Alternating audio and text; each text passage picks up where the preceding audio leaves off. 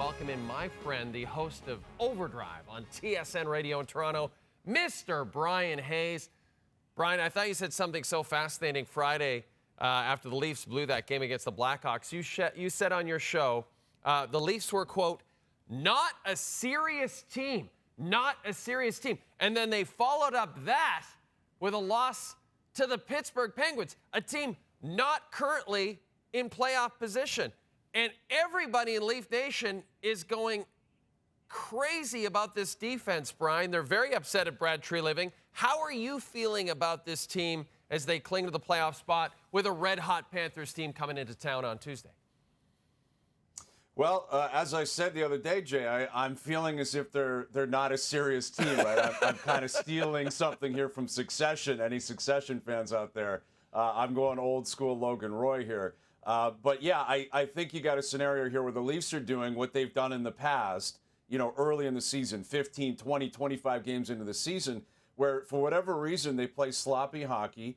And a lot of times it's driven by their best players. Like we focused a lot on William Nylander, who's been great this year.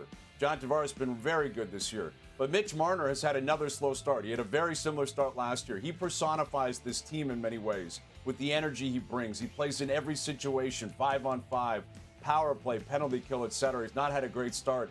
Matthews has had a couple of really good games, but beyond that hasn't been as great recently. And again, it's just carried over where it's a scenario. You mentioned the defense. Hasn't been overly consistent. They've been shaky on pucks. Their goaltending seems to be giving up one bad goal every single game.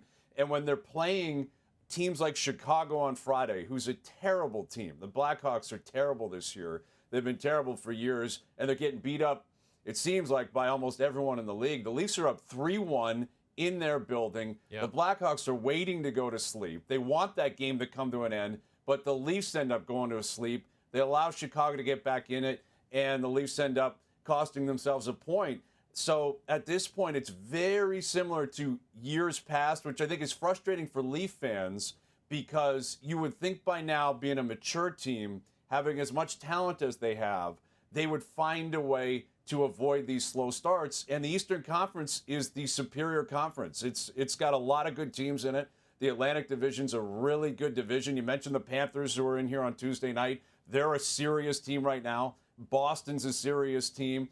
And the Leafs are just not at that top caliber like 6, 7 other truly cup contending teams are right now. The Leafs, they got to work some stuff out here to really start playing better and make their lives easier as they pursue another playoff spot this year. Yeah, and a win on Tuesday against Florida would do a lot toward that. ESPN baseball insider Jeff Passan, when he says something, Bryan, we know in this business it's like when Woj or Schefter or Dreger says something. When Passan says something, it's actually legit. And Passan said on Monday, and this got all the Blue Jays fans into a frenzy, that the Blue Jays are among 3 teams chasing free agent superstar Shohei Ohtani. The other 2 might be a bit of a concern. You've got the world champion Texas Rangers, and you've got the always deep-pocketed Los Angeles Dodgers. Knowing this, that they're going against these 2 teams, according to Passan, Bryan, how confident are you that this Blue Jays front office could actually get a deal done with Ohtani? I'm not overly confident. I don't dispute Passan, like you said. I mean, this is a guy who breaks a lot, and he's incredibly connected in baseball. But there's 3 things going against this from my standpoint, Jay. One is ownership. I mean, the largest contract the Blue Jays have ever given out is to George Springer. It was a 6-year deal at $150 million. So now we're supposed to believe they're going to hand Shohei Ohtani $400 million more than that. I'll believe that when I see it, especially considering they're pumping hundreds of millions of dollars into the stadium renovations over the last couple of years. That's a massive investment. This organization, this ownership group has never looked as if they'd be comfortable in a situation like that in the past. The second pillar that leads me to be hesitant here is the front office and their history and the way that they generally operate, and that being Mark Shapiro and Ross Atkins. Even though Toronto's a pretty big market, and they do have generally a top 10 payroll, they usually operate as if they're still in Cleveland, or it feels that way, more of a small market economics. And I think if they had the opportunity to spend $40, $45, $50 million, instead of handing it to one player, they'd rather hand it to 3, 4, 5 players. So I think the front office would likely push against it if the money was available. And I think the third pillar is the most important pillar, and that's actually the player we're talking about here, Shohei Ohtani. And you mentioned the Dodgers and the Rangers. If he wants to stay in California, obviously the Blue Jays cannot compete with that.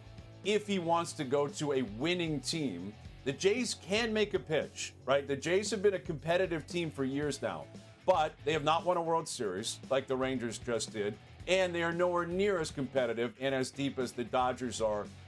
So I think it's a really, really, tough pitch for the Jays. I'd love to see it happen. I think it would be the coolest signing this team has ever made.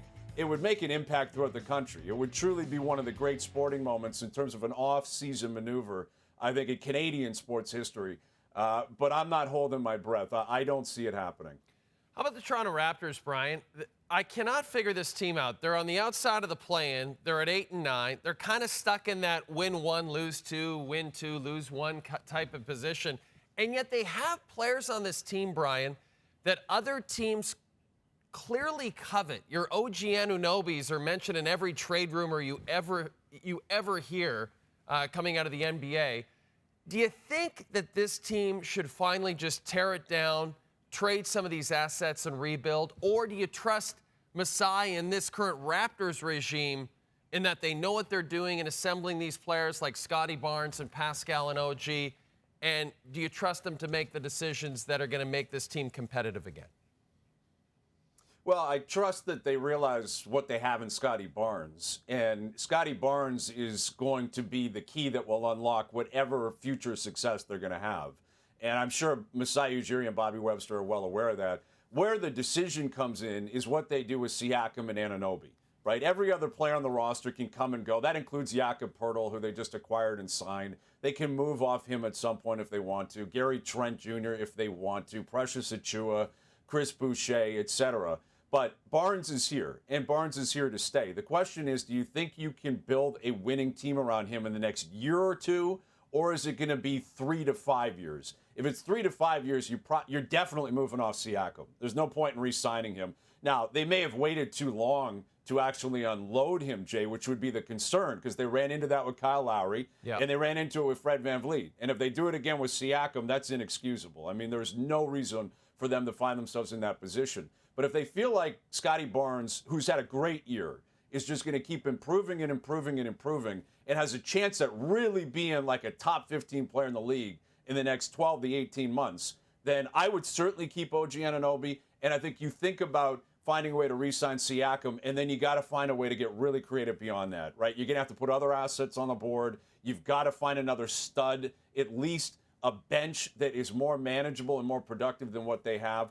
But they've already changed the coach, and they do have flexibility moving forward. So at this point, it's tough to get a read on what Masai and Bobby Webster are really thinking. The plan is not evident, but where it starts is Scotty Barnes, and they have to determine how quickly they can be competitive. If it's 3 to 5 years down the road, you definitely move off Siakam, and I think you probably think long and hard about moving off Anunoby too. I've left the best for last, Hazy B. It's the Buffalo Bills, Southern Ontario's NFL team. They're sitting at 6-6. Listen, a lot of people were talking about their season being over, but they're 6-6. They're right there for a wild card spot. I mean, they're certainly not out of it by any stretch of the imagination. They played a very competitive game. They should have beat the Philadelphia Eagles on Sunday. Where do you stand with the Bills right now? I mean, they can make it to the playoffs, but can they actually compete for a Super Bowl based on this team, or is this window closed for this version of the team? Well, this is where it's difficult. I think where I stand on this is you got to take it one step at a time here, Jay. So the regular season, can they still get in? Yes, they still can, but they have a very difficult road ahead of them. They've got a bye week coming up, which is big, but then they're at Kansas City. They got the Cowboys still on the docket. They got the Dolphins still ahead of them. I think they need to go at least 4-1 to get in. You probably have to be 10-7 to make the playoffs. But once you get to the playoffs, Burrow's not going to be there. Aaron Rodgers and the Jets, we all thought they'd be there. They're clearly not going to be there. Justin Herbert and the Chargers, not going to be there. So in terms of elite quarterback play and talent, the Bills have enough to likely win a couple of playoff games. But I don't see them as a Super Bowl team. I mean, 12 games is enough to prove that there's just too many mistakes here. I don't think Sean McDermott is a Super Bowl winning head coach either. He's way too conservative. He's the reason, in large part, they lost that game in Philadelphia. And it really would be a lot different if they were sitting there at 7-5 today. Like you said, they had that game on multiple occasions in Philadelphia. They found multiple ways to throw it away. But 6-6, Kansas City, Dallas, at Miami still. Man, they got a tough schedule ahead. But if you get in, outside of playing Kansas City, they're going to have the best quarterback in Josh Allen. And Josh Allen is more than capable of winning ball games. Good news for Bryan Hayes. His Packers got a big win over the Lions on Thanksgiving and are making their own playoff push. Bryan, you feeling good about your Packers? Everyone counting out the Packers this year. They're looking great. I'm calling it right here, right now, Jay. Next Sunday night, Kansas City at Lambeau Field playing the Packers. Packers shock the world. They win that game. They go on a serious run because they got duds after that. They're playing brutal teams. They got a soft schedule. I think the Packers are going to make the playoffs. All right, you heard it here first. Jordan Love and company heading to the postseason, according to our guy, Bryan Hayes. Thanks for this, buddy. We appreciate it. Thank you, Jay.